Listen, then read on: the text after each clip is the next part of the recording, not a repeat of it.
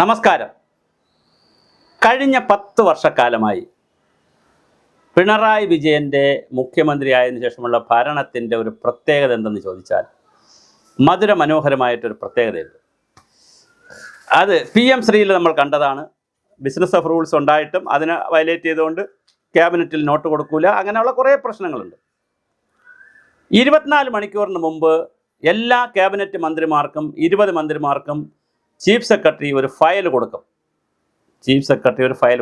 ആ ഫയല് ക്യാബിനറ്റിൽ വരുന്ന ഐറ്റംസ് എഴുതിയിരിക്കുന്നതാണ്. പിന്നെ ഔട്ട് ഓഫ് അജണ്ട ചില ഐറ്റംസ് CM കൊണ്ടുവയ്ക്കും. അല്ലെങ്കിൽ വേറെ ഏതെങ്കിലും മന്ത്രിമാർ പറയുമ്പോൾ അത് അപ്പോഴെടുക്കാൻ പറ്റുകയാണെങ്കിൽ എടുക്കും. അത് ഔട്ട് ഓഫ് അജണ്ട ഉണ്ട്. പക്ഷേ പലപ്പോഴും ഈ ഗവൺമെൻറ്റിൻ്റെ 10 വർഷക്കാലത്തിൽ അത് ഒരു ചടങ്ങ് മാത്രമായിരുന്നു. പലപ്പോഴും അങ്ങനെ കൊടുക്കാറില്ലായിരുന്നു. കൊടുത്താൽ തന്നെ കൂടുതൽ കാര്യങ്ങളും ഔട്ട് ഓഫ് അജണ്ട വച്ചിട്ടുള്ള പരിപാടികളാണ് നടന്നിട്ടുള്ളത്. ഇതൊക്കെ ഞാൻ സെക്രട്ടേറിയറ്റിൽ നിന്നുള്ള വളരെ ഉത്തരവാദിത്തപ്പെട്ട ഇത്തരം കാര്യങ്ങൾ കൈകാര്യം ചെയ്യുന്നവരിൽ നിന്നുള്ള വിവരങ്ങളാണ് പറയുന്നത്. അല്ല ഞാൻ എൻ്റെ സ്വപ്ന ലോകത്ത് നിന്നുകൊണ്ട് ബാലഭാസ്കരൻ കളിക്കുന്നതല്ല. സെക്രട്ടേറിയറ്റിന് വളരെ കൃത്യമായൊരു മാനുവലുണ്ട്, ആക്റ്റുണ്ട്, റൂളുണ്ട്, ഗവേണൻസിന് ഒരു സ്ട്രക്ചറുണ്ട്, ഒരു ഘടനയുണ്ടെന്നേ ഗവേണൻസിന്. ഈ ഘടന പൊളിച്ചെഴുതിക്കോ കുഴപ്പമില്ല. പക്ഷേ മുകളിൽ നിന്ന് തീരുമാനമെടുക്കുന്നു, അത് താഴേക്ക് ഫയൽ പ്രപ്പോസലുകൾ പോകുന്നു, അത് അവിടെ ഇരുന്നിട്ട് മറ്റൊന്നും നോക്കാതെ പാസ്സാക്കി അതുപോലെ വിടുന്നു. അപ്പോൾ ആക്ട് ഉണ്ടോ, റൂൾ. അപ്പോൾ പക്ഷേ ഒരു പ്രശ്നമുണ്ട്. 3000-ലധികം ചട്ടങ്ങളുണ്ട്. ഈ ചട്ടങ്ങൾ നോക്കി തെറ്റായാലും ശരിയായാലും ആക്റ്റിലും റൂളിലും എന്ത് പറയുന്നുവെന്ന് സെക്രട്ടറിമാർ എഴുതണമെങ്കിലോ അഡീഷണൽ സെക്രട്ടറിമാർ എഴുതണമെങ്കിലോ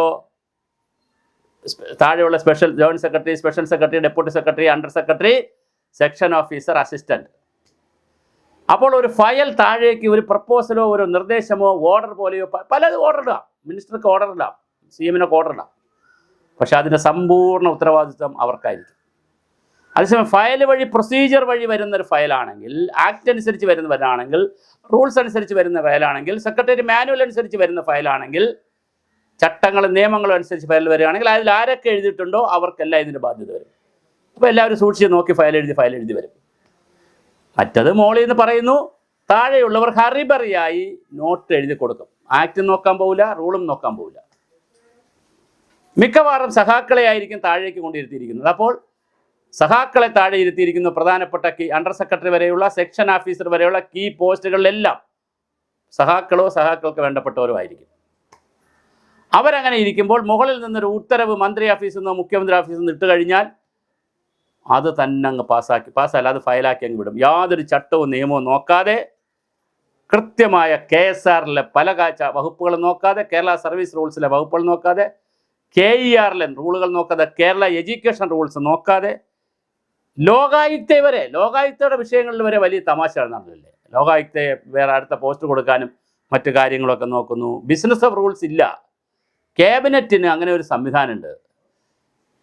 എല്ലാ മന്ത്രിമാർക്കും നോട്ട് സെർവ് ചെയ്തിരിക്കണം. ചില കാര്യങ്ങൾ ഡിഫെൻഡ് ചെയ്യും, ചില കാര്യങ്ങൾ നമുക്ക് മാറ്റിവെക്കും. ക്യാപ്റ്റൻ അബേഴ്സ് എന്നുള്ള കാര്യങ്ങൾ പല പ്രോസസ്സുണ്ട് സെക്രട്ടേറിയറ്റിനകത്ത്. ബിസിനസ് ഈ ക്യാബിനറ്റിൽ ഡെഫർ ചെയ്യും ചില സാധനങ്ങൾ, ചിലത് പാസ്സാക്കും. അതിനൊക്കെ കൃത്യമായിട്ട് ഞാൻ പറഞ്ഞല്ലോ, ഡെഫർ, ഡിഫെൻഡ് എന്നൊക്കെ പറഞ്ഞ വേർഡുകൾ പറഞ്ഞല്ലോ. പാസ്സാക്കുക എന്നൊക്കെ പറഞ്ഞാൽ കറക്റ്റായിട്ടുള്ള കോഡും കോണ്ടാക്റ്റും എല്ലാം ഉള്ളതാണ്. ഇതൊന്നും ഇല്ലാതെ, ഒരു ഗവേണിംഗ് സ്ട്രക്ചർ ഇല്ലാതെയാണ് കഴിഞ്ഞൊരു 10 വർഷക്കാലമായി സെക്രട്ടേറിയറ്റ് ഓടുന്നത്. അതിൻ്റെ ദുരന്തങ്ങളാണ് നമുക്ക് കേന്ദ്ര ഗവൺമെൻറ്റിൽ നിന്നുള്ള സഹായം കിട്ടുന്നതാവട്ടെ, കേന്ദ്ര ഗവൺമെൻറ്റിന് കൃത്യമായി കത്ത് കൊടുക്കുന്നതാകട്ടെ, പണം കൊടുക്കുന്നതാകട്ടെ, പണമല്ല പ്രപ്പോസലുകൾ കൊടുക്കുന്നതാകട്ടെ, ഓഡിറ്റ് റിപ്പോർട്ട് കൊടുക്കുന്നതാകട്ടെ, അതിലെല്ലാം ഒരുപാട് പ്രൊസീജിയർ ലാപ്സ് വന്നിട്ടുണ്ട്. കോടാനുകോടി രൂപയാണ് കേരളത്തിന് അങ്ങനെ നഷ്ടപ്പെടുകയും ചെയ്തിട്ടുള്ളത്. അപ്പോൾ ഇതൊരു വളരെ ആരും ചർച്ച ചെയ്യാത്ത, ഒരു ചാനലും ചർച്ച ചെയ്യാത്ത, ഒരു യൂട്യൂബ് ചാനലും ചർച്ച ചെയ്യാത്ത വളരെ മനോഹരമായൊരു കാര്യമാണ് സെക്രട്ടേറിയറ്റിനകത്ത് നടക്കുന്നത്. അതിന് വേണ്ടപ്പെട്ട കൂടെ നിൽക്കുന്ന, പറഞ്ഞാൽ കേൾക്കുന്ന, അല്ലെങ്കിൽ പണ്ടാര പറഞ്ഞ പോലെ കുനിഞ്ഞു നിൽക്കുന്ന കുറേ ഉദ്യോഗസ്ഥരെ വച്ചിട്ടുമുണ്ടാവും.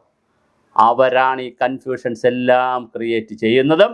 മുകളിൽ നിന്ന് ഉത്തരവിടുന്നു, അല്ലെങ്കിൽ ഡയറക്ഷൻ പോകുന്നു, അതിനനുസരിച്ച് ഫയൽ പോകുന്നു. ഇതിനകത്ത് വരുന്ന ആക്ട് എന്താണ്, റൂൾസ് എന്താണ്, ചട്ടം എവിടെ കിടക്കുന്നു, നിയമം എവിടെ കിടക്കുന്നു, തത്വം എവിടെ കിടക്കുന്നു എന്നുള്ളത് ആരും പഠിക്കാറുമില്ല.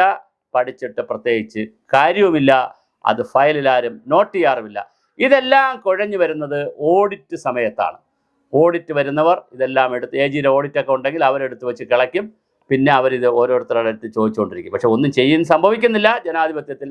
പക്ഷേ ഒരു കരിമ്പും കേട്ടിൽ കയറിയ ആനയെപ്പോലെ സകലതും ചവിട്ടി മെതിച്ചുകൊണ്ട് ആണ് ഒരു ഭരണവ്യവസ്ഥ മുന്നോട്ട് പോയത് എന്ന് വളരെ ഉത്തരവാദിത്തപ്പെട്ട ആളുകൾ നമ്മളോട് പറയുമ്പോൾ മൂക്കത്ത് വിരൽ വയ്ക്കുകയല്ലാതെ മറ്റൊരു കാര്യമില്ല. നമുക്ക് ഒരുപാട് കാര്യങ്ങൾ ചെയ്യാം.